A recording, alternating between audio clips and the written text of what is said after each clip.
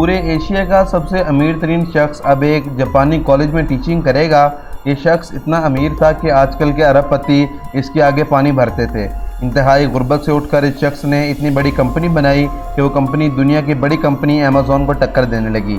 اس کی world economic forum جیسے دنیا کے سب سے بڑے معاشرتی فورم پر لیکچر کے لیے بلایا جاتا تھا۔ لوگ اس کی لائف سٹوری سے انسپائر ہوتے اور اس کی مثالیں دیا کرتے۔ موٹیویشنل اسپیکر اس کی کہانیاں سنا کر لوگوں کی زندگی میں کچھ کرنے کا سبق پڑھایا کرتے۔ اس شخص کا نام جیک ما ہے۔ اس کی زندگی کیا کہانی ہے، اس نے اپنی زندگی کہاں سے شروع کی اور اتنی دولت کہاں سے کمائی، آج ہم اسی کے بارے میں بات کریں گے۔ اگر آپ ہمارے چینل پر نئے ہیں تو چینل کو سبسکرائب کریں اور بیل آئیکن کو پریس کرنا نہ بھولیں۔ جیک ما کو 2020 میں چینی ریگولیٹر کی جانب سے کریک ڈاؤن کا سامنا کرنا پڑا۔ اس کے خلاف اینٹی ٹرسٹ کی تحقیقات ہوئی۔ انہیں صرف چند مہینوں میں ہی 12 ارب ڈالر کا نقصان اٹھانا پڑا۔ یہ پہلی بار نہیں ہے کہ جیک ما کو اپنی زندگی میں اتنی مشکلات کا سامنا کرنا پڑا ہے۔ وہ پیدا ہی غریب ہوا تھا۔ یونیورسٹی کے داخلے کے امتحان میں 2 بار ناکام ہوا۔ اس نے زندگی میں بار بار ناکامی دیکھی۔ اسے درجنوں جگہ سے نوکری کے لیے مسترد کیا گیا، یہاں تک کہ اسے KFC میں ڈیلیوری بوائے کی نوکری بھی نہ ملی۔ خاندان کے حالات اتنے خراب تھے کہ اس کے پاس کھانے پینے تک کے پیسے نہ تھے۔ گھر میں مشکلات نے جیک ما کو چڑچڑا بنا دیا۔ وہ اسکول میں اپنے ہم جماعتوں کے ساتھ جھگڑتا رہتا۔ ہر روز اس کی شکایتیں گھر پہنچتی، لیکن اس کی ایک خاص بات تھی کہ وہ ایک بہت باہمت بچہ تھا۔ وہ اپنے سے بڑے لڑکوں سے بھی لڑائی مول لینے سے نہیں گھبراتا تھا۔ بچپن میں بچوں کو کسی نہ کسی چیز سے کھیلنے کا شوق ہوتا ہے، لیکن جیک ما کو ٹڈوں کی لڑائی دیکھنے کا بہت شوق تھا۔ وہ ٹڈوں کا اتنا ایکسپرٹ ہو چکا تھا کہ سالوں کی محنت کے بعد بھی بڑے بڑے سائنسدان جو نہ کر سکے، وہ اس چھوٹی سی عمر میں ٹڈوں کے ساتھ کھیل کر دیکھا۔ چین کے امریکہ کے ساتھ سفارتی تعلقات نہیں تھے۔ پاکستان کے سفارتکاری میں دونوں ممالک قریب آئے۔ ریگارڈ نکسون پہلی امریکی صدر بنی جنہوں نے 1972 میں چائنا کا دورہ کیا۔ وہ جیک ما کے آبائی گھر ہینگسو بھی گئی۔ نکسون کے وزٹ کے بعد پوری دنیا سے سیاح اس شہر کا رخ کرنے لگے۔ یہ صبح جلدی اٹھتا اور شہر کے ہوٹلوں کے باہر پہنچ جاتا۔ گورے سیاح کو گھر گھماتا، بدلے میں ان سے انگریزی سیکھتا۔ جیک ما کا پیدائشی نام موون تھا۔ جیک کا نام اسے ایک سیاح نے دیا تھا جو اس کے دوست بن گیا تھا۔ ہائی اسکول کے بعد اس نے کالج جانے کی کوشش کی، لیکن دوبارہ داخلے کے امتحان میں فیل ہو گیا۔ آخرکار تیسری کوشش میں اسی کالج میں داخلہ مل گیا۔ گریجویشن مکمل ہونے کے بعد ہر بے روزگار گریجویٹ کی طرح اس نے مختلف جگہوں پر اپنی CV دینا شروع کر دی۔ اسے درجنوں جگہ سے مسترد کیا گیا، یہاں تک کہ KFC نے بھی اسے بھرتی کرنے سے انکار کر دیا۔ آخرکار یونیورسٹی نے اسے انگلش کے لیکچرر کے طور پر بھرتی کر لیا، لیکن اس کی تنخواہ بہت کم تھی۔ اسے مہینے کے صرف 12 ڈالر جو کہ پاکستانی 2600 روپے بنتے ہیں، یہ دیے جاتے تھے۔ اسی دوران یہ امریکی یونیورسٹی ہارورڈ میں داخلے کے لیے کوشش کرتا رہا۔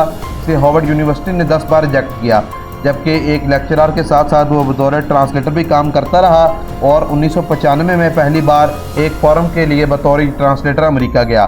امریکہ جا کر اس نے پہلی بار انٹرنیٹ کا استعمال کیا۔ اس کی انٹرنیٹ پر سب سے پہلی ریسرچ ریچ تھی۔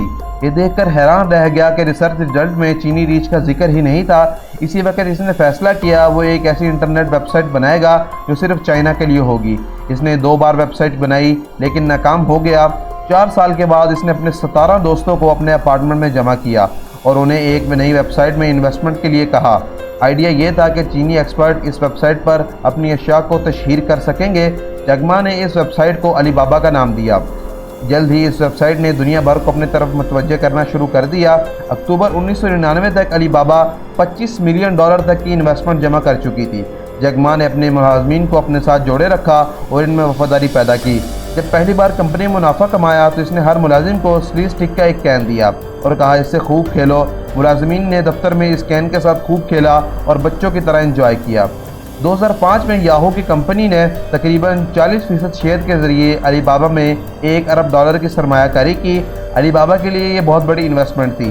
اسے اس وقت چین میں eBay جیسی بڑی امریکی حریف کا سامنا تھا، لہٰذا اس نے اپنا پروفٹ مارجن بہت کم رکھا۔ ایک مرتبہ جیک ما ایک ریسٹورنٹ میں کھانا کھا رہا تھا اور اسی دوران اس شخص نے اس کا بل ادا کر دیا۔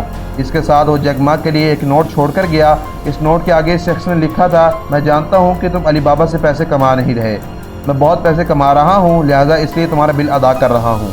جیک ما سمجھتا تھا کہ اسے پیسے نہیں بلکہ لوگوں کا پیار چاہیے، اور یہی پیار اس کو بل کی صورت میں ملا۔ جیک ما نے 2015 میں اپنی کمپنی کو پبلک کیا۔ علی بابا نے نیو یارک اسٹاک ایکسچینج میں $150 ارب کا RPO پیش کیا۔ یہ امریکی تاریخ کی سب سے بڑی پیشکش تھی۔ اس سے جیک ما چین کا سب سے امیر ترین آدمی بن گیا۔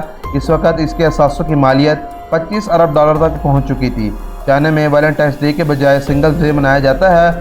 اس دن علی بابا کی سیل آسمان کو چھو جاتی ہے۔ 2016 میں علی بابا کی سنگلز ڈے سیل $20 ارب تھی۔ 2020 میں سنگلز ڈے پر $56 ارب سے زیادہ کی خریداری کی گئی۔ جیک ما نے اپنی کمپنی کا نام علی بابا 40 چور کی کہانی سے متاثر ہو کر رکھا۔ اس کی کہانی میں جب کھل جا سم سم کا کہا جاتا ہے تو ایک غار کا منہ کھلتا ہے جو خزانے سے بھری ہوتی ہے۔ یہ دکھاتا ہے کہ علی بابا گروپ بھی کسی خزانے سے کم نہیں۔ اس نے دنیا بھر میں لاکھوں چھوٹے، درمیانے اور بڑے کاروباروں کو آسمان کی بلندیوں تک پہنچا دیا۔ آج کے لیے اتنا ہی، ملیں گے ایک نئی ویڈیو میں، تب تک کے لیے اللہ حافظ۔